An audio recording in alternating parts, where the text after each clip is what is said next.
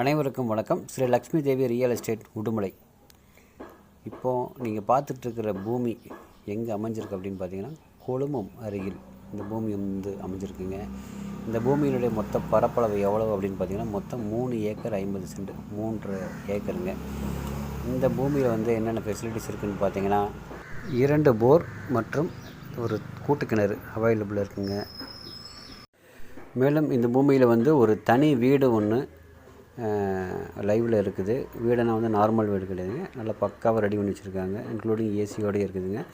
அதுபோக வந்து toilet bathroom வந்து அவுட்டரில் இருக்குதுங்க.